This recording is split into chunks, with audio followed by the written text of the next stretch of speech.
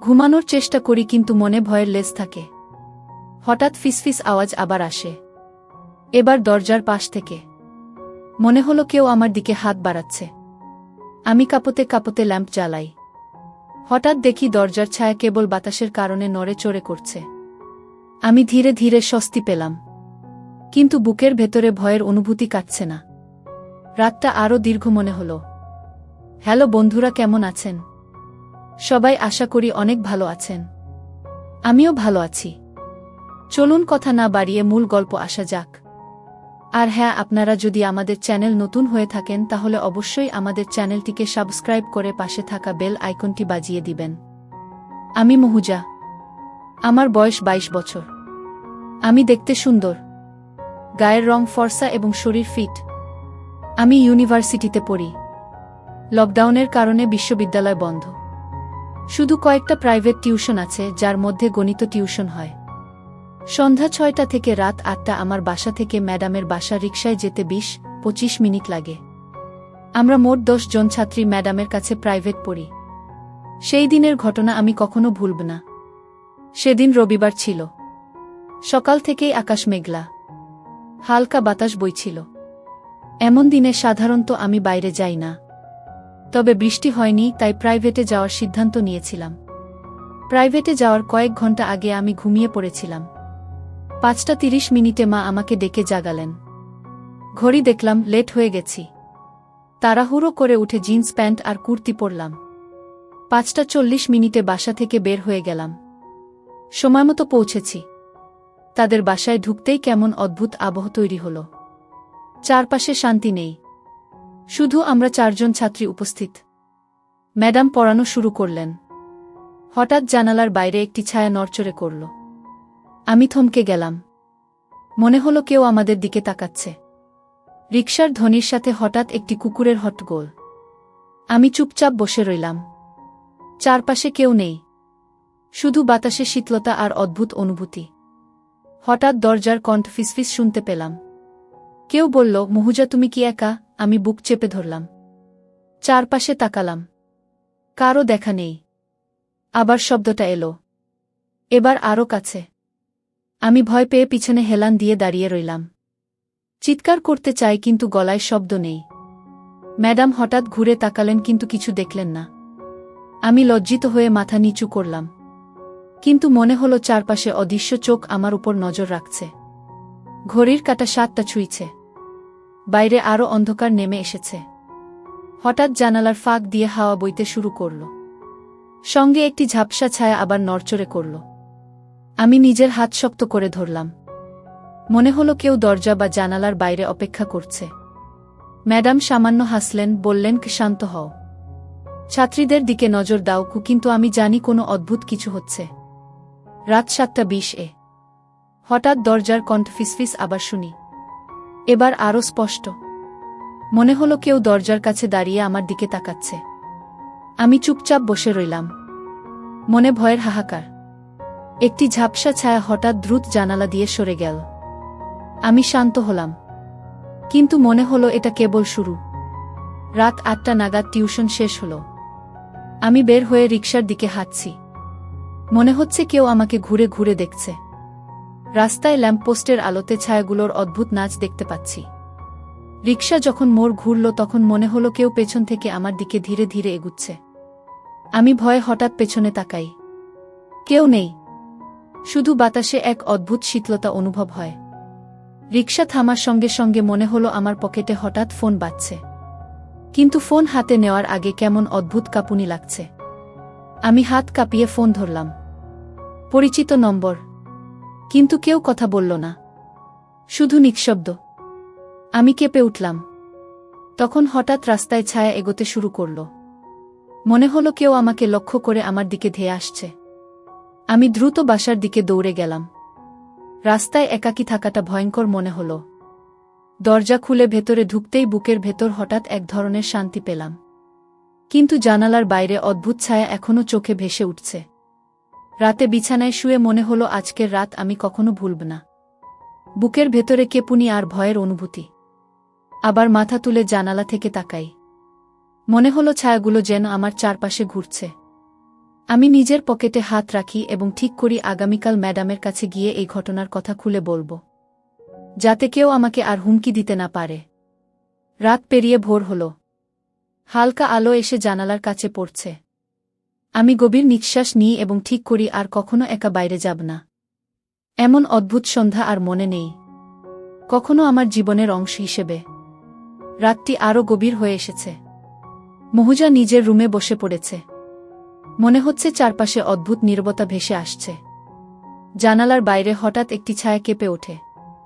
মনে হলো কেউ ধীরে ধীরে আমার দিকে এগোচ্ছে। আমি বুক চেপে ধরলাম। হঠাৎ রুমের দরজার নকানকানি শুনতে পেলাম। আমি থমকে গেলাম। মনে হলো কেউ দরজার ওপাশে দাঁড়িয়ে আছে। আমি বললাম, কে আছ সেখানে? কোনো উত্তর নেই, শুধু নিঃশব্দ। বৃষ্টি হতে পারে এমন ভাবতে চেষ্টা করলাম, কিন্তু জানালার দিকে তাকাতেই দেখলাম একটি অন্ধকার ছায়া আমার দিকে ধীরে ধীরে এগোচ্ছে। আমি দ্রুত চেয়ার সরালাম আর মায়ের ফোনে কল দিতে চাই, কিন্তু ফোন পকেটে নেই। মনে হলো কেউ আমার পেছন দিকে হঠাৎ করেই ফিসফিস আওয়াজ আসে। আমি ধীরে ধীরে ঘুরে দেখি, কেউ নেই।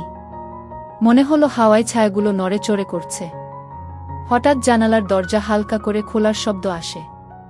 আমি কাঁপতে কাঁপতে জানালার দিকে দৌড়াই, কিন্তু বাইরে অন্ধকারের মধ্যে কেউ দেখা যাচ্ছে না।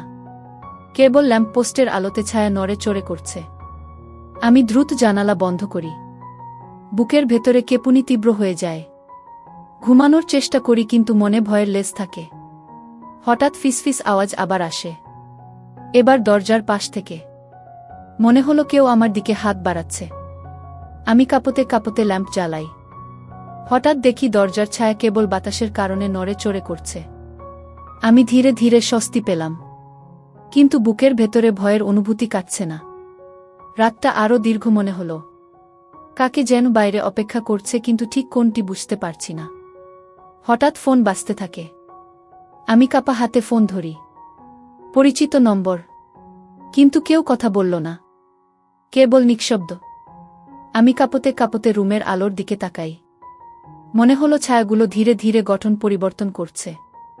আমি নিজেকে বলতে থাকি, শান্ত হও মহুজা, সব কল্পনা তোমার কি। কিন্তু হঠাৎ জানালার বাইরে ঝাপসা ছায়া আবার নড়ে চড়ে করছে। আমি চিৎকার করতে চাই, কিন্তু গলায় শব্দ নেই। মনে হলো কেউ আমার শ্বাসের শব্দ শুনছে। আমি নিজের বুক চেপে ধরলাম আর ঠিক করি আগামীকাল ম্যাডামের কাছে যাব এবং ঘটনার কথা বলব, যাতে কেউ আর আমাকে ভয় দেখাতে না পারে। রাতের নীরবতা আর ছায়ার খেলা আমার মনে রয়ে গেল। মনে হলো রাত শেষ হলেও আমার মনে সেই ভয়ের স্মৃতি চিরকাল থাকবে। আমি জানি আবার কখনো এই ধরনের সন্ধ্যা আসতে পারে। আমি নিজের নিরাপত্তা নিয়ে সতর্ক থাকব এবং আর কখনো একা রাস্তায় যাব না। রাত গভীর হয়েছে। মহুজা নিজের রুমে বসে আছে। জানালার কাছে ঝাপসা ছায়াগুলো তার চোখে ভেসে উঠছে। মনে হচ্ছে কেউ তার পেছনে আছে। হঠাৎ রুমের দরজার নিচ থেকে ঠক ঠক শব্দ শোনা গেল। মহুজা বুক চেপে ধরল। মনে হলো কেউ ভিতরে ঢুকতে চাইছে। সে হঠাৎ ল্যাম্প জ্বালাল এবং কেবিনেটের পিছনে লুকিয়ে পড়ল। হাত কাঁপছে। মনে হলো ঘাড়ের পিছনে কোনা ঠান্ডা স্পর্শ বয়ে গেছে। সে ঘুরে তাকাল। কারো কোনো মুখ নেই, শুধু ছায়া নড়চড় করছে। হঠাৎ জানালার বাইরে ঝাপসা ছায়া দ্রুত ধীরে ধীরে এগোচ্ছে। মহুজা চিৎকার করতে চাইলে গলা কাঁপছে, শব্দ বের হচ্ছে না। সে পেছনে হেঁটে দেয়ালের পাশে আটকে গেল। মনে হলো কেউ তার প্রতি নজর রাখছে। হঠাৎ জানালার ধারে ফিসফিস আওয়াজ শোনা গেল। মনে হলো কেউ ধীরে ধীরে হাত বাড়াচ্ছে। মহুজা শ্বাস ধরে চুপচাপ দাঁড়াল। হঠাৎ ল্যাম্পের আলোতে একটি কালো পোশাকের ছায়া স্পষ্ট হল। ছায়া ধীরে ধীরে ঘরে ঢুকছে। মহুজা কাঁপা চোখে ছায়ার দিকে তাকাল এবং হঠাৎ চিৎকার করতে চাইলে মনে হলো গলার শব্দ আটকে গেছে। ছায়া মুখের দিকে এগিয়ে আসল। তখন মহুজা চোখ বন্ধ করে মনে বলল, ও আল্লাহ, রক্ষা করেছ কি। তারপর হঠাৎ ছায়া ধীরে ধীরে পিছনে হেঁটে জানালার দিকে চলে গেল। মহুজা বুক ধরফট করানো নিয়ন্ত্রণ করতে পারছে না। মনে হলো তার হৃদয় থেমে গেছে, কিন্তু একই সময়ে অদ্ভুতভাবে শান্তি অনুভব করছে। সে জানল যে এই ছায়া আসলে তার সাহায্য করার জন্য এসেছে, তাকে কোনো ক্ষতি করার জন্য নয়। রাতের সেই আতঙ্ক কেবল তার কল্পনায় শক্তিশালী হয়ে উঠেছিল। ঘরে নিঃশব্দ অবস্থা নেমে এসেছে। মুহুজা জানালার দিকে তাকিয়ে ভাবল এই রাতের ঘটনা তাকে আরও সতর্ক করেছে এবং আর কখনো একা বাইরে যাওয়া উচিত নয়। হঠাৎ রুমের আলো নিভে গেল। মনে হলো কেউ ল্যাম্প সুইচ নিয়ে খেলছে। মুহুজা চুপচাপ গা কাঁপতে কাঁপতে কেবিনেটের পাশে লুকিয়ে রইল। হঠাৎ জানালার বাইরে হাওয়ায় একটি ছায়া দ্রুত সরে গেল। মুহুজা বুক ধড়ফড় করে শ্বাস ফেলে বুঝল যে এখন তিনি নিরাপদ। তবে রাতের এই রোমাঞ্চ এবং ভয়ের স্মৃতি তার মনে চিরকাল রয়ে যাবে। সে ঠিক করল সবসময় সতর্ক থাকবে এবং আর কখনো একা রাস্তায় বা অন্ধকারে বের হবে না। ভোরের আলো এসে জানালার কাছে পড়তে লাগল। মুহুজা ধীরে ধীরে ল্যাম্প অফ করল এবং জানল যে আজকের রাতটি শেষ। তবে তার জীবন শিক্ষা নিয়েছে যে সাহসী হওয়া এবং সতর্ক থাকা সবচেয়ে বড় অস্ত্র। রাতের সেই ছায়া তাকে চরমভাবে ভয় দেখিয়েছে, কিন্তু একই সময়ে আত্মবিশ্বাস এবং সাহসও শিখিয়েছে। মুহুজা জানল যে ভয়কে চ্যালেঞ্জ করার মাধ্যমেই জীবনের নিরাপত্তা নিশ্চিত হয়। সে গভীর নিঃশ্বাস নিয়ে জানালার পাশে বসে ভাবল আগামী দিন থেকে কোনো ঝুঁকি নেওয়া যাবে না এবং নিজের নিরাপত্তা সবসময় অগ্রাধিকার হবে। তার জীবন এখন আরও সতর্ক এবং শক্তিশালী হয়ে উঠেছে। পরদিন সকাল যখন মুহুজা জানালার বাইরে তাকিয়ে দেখল রাস্তায় কোনো অদ্ভুত ছায়া নেই। শহরটা শান্ত মনে হল। সে ল্যাম্পপোস্টের আলোতে ছায়ার স্মৃতি মনে করলেও জানল যে আর কেউ তাকে অনুসরণ করছে না। হঠাৎ ফোন বাজল। মুহুজা দ্রুত ফোন ধরল। পরিচিত নম্বর। ম্যাডামের নাম দেখাচ্ছে।